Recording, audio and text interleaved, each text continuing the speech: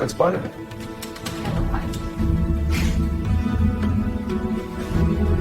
Welcome, friends. It was a cold evening. The cafe lights glowed softly through the rain-soaked windows. A young girl sat quietly at the table, her hands trembling around a cup of coffee. She wasn't supposed to be here, her sister was. But fate had other plans. The door opened, and a tall man walked in, dressed sharply, holding a little girl's hand.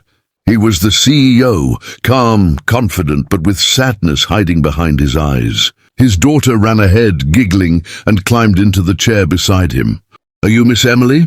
he asked softly. The poor girl nodded nervously, her voice shaking. I'm her sister. She couldn't come, so I..."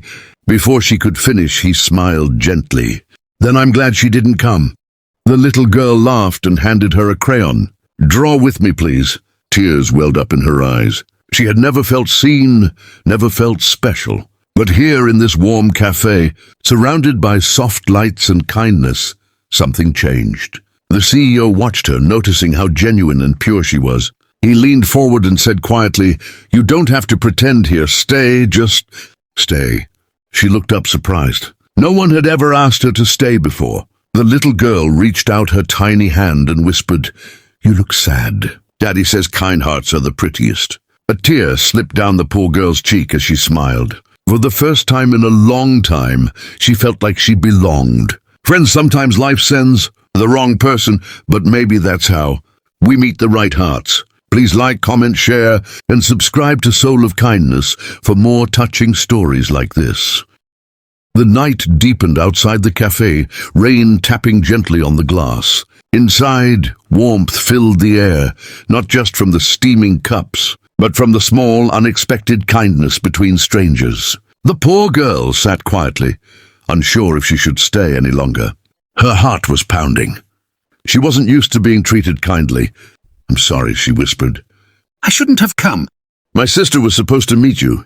She's beautiful, confident. Not like me." The CEO looked at her, his eyes soft but deep with emotion. "Do you really think beauty is what matters?" he asked gently. "When I saw you walk in, you looked nervous, but you still came.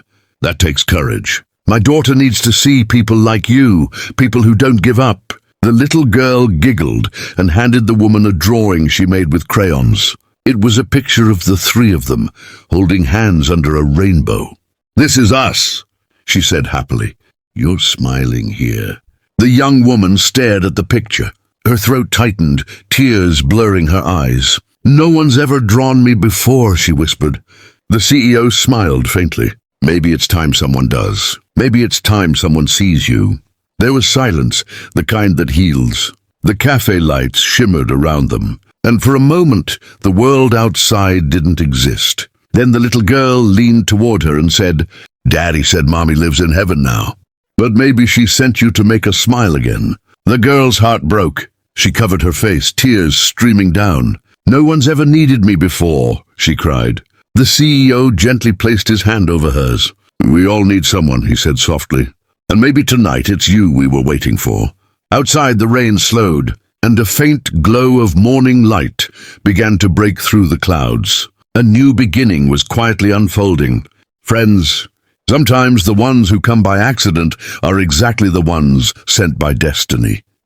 The next morning, the poor girl woke up thinking it had all been a dream. The warm cafe, the little girl's laughter, and the kindness in the CEO's eyes. She pressed her hand to her heart, still feeling that strange comfort she hadn't known in years. But destiny wasn't done with her yet. Later that day, as she walked to her small job at a flower shop, a black luxury car stopped near her. She froze.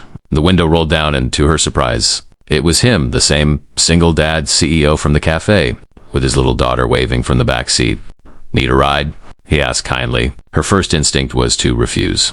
"No, sir, I'm fine," she said nervously, clutching her old bag. But his daughter interrupted, her sweet voice echoing, "Please come. Daddy promised we'd buy flowers for Mommy today, and I want you to help me pick them." The girl hesitated, then smiled softly and stepped inside. As they drove, she noticed a little girl humming a lullaby, the same one her own mother used to sing before she passed away. Her eyes filled with tears, and she looked out the window trying to hide them. The CEO noticed that you miss someone, don't you? He asked quietly. She nodded. "My mother. She always said kindness comes back to us in unexpected ways." He looked thoughtful for a moment.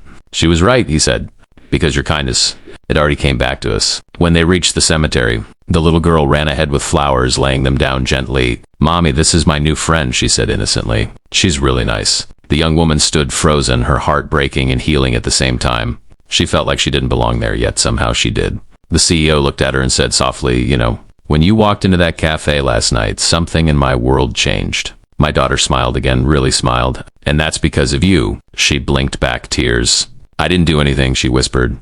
He shook his head. Sometimes the smallest presence can fill the biggest emptiness. The sky turned golden as sunlight touched the flowers. The wind felt warm as if whispering blessings from above. For the first time in years, the poor girl felt seen. Not for what she lacked, but for what she carried inside a kind, gentle heart. Friends, life doesn't always give us what we expect, but sometimes it gives us exactly who we need. Days passed, yet that one meeting had changed everything. The poor girl tried to stay away, believing it was just a moment of kindness that she didn't deserve to keep. But sometimes destiny has its own quiet plans. One rainy evening while closing the flower shop, she saw a little figure standing by the door, the same little girl, drenched, clutching a small umbrella. Daddy's hurt, she said in a trembling voice. He fell down at the office. I didn't know where else to go.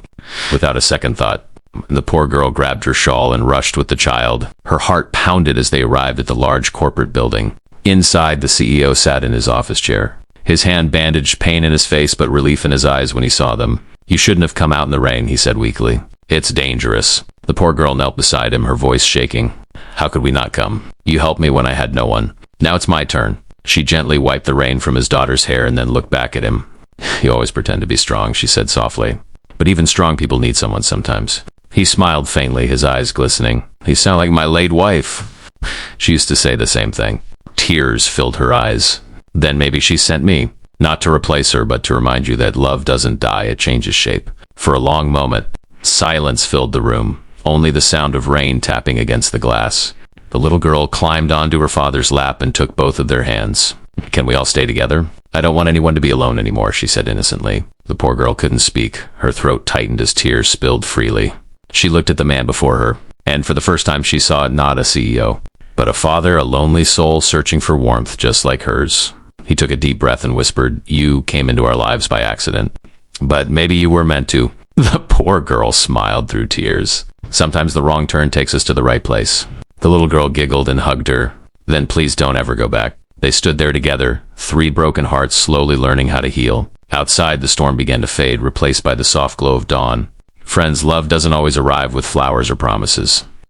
Sometimes it comes quietly in the form of people who choose to stay when everyone else walks away. Welcome, friends. Weeks turned into months, and what began as a coincidence had turned into something deeper, something that felt like home. The poor girl, once shy and forgotten, now smiled more often. She spent her mornings helping the little girl get ready for school, and her evenings tending to flowers in the CEO's garden. A garden that had once been filled with silence but now bloomed with laughter. One sunny morning, the CEO stood by the window watching her from afar. She was teaching his daughter how to plant roses, her hands covered in soil, her face glowing with the same warmth that had once been missing in his home. His heart ached, not from loneliness anymore, but from gratitude. He walked out quietly and stood behind them. You've changed everything, he said softly. She turned, surprised. I haven't done anything. I just stayed. He smiled, and that made all the difference. The little girl looked up, giggling. Daddy, look. She planted Mommy's favorite flowers, white roses. The CEO knelt beside them, touched the soft petals, and whispered, she would have loved you. His voice cracked slightly, the pain of years finally melting away. The young woman looked down, her eyes wet. I'm not trying to take her place, she said gently. He nodded. You didn't. You made your own. Silence filled the air, the kind that doesn't hurt anymore but heals.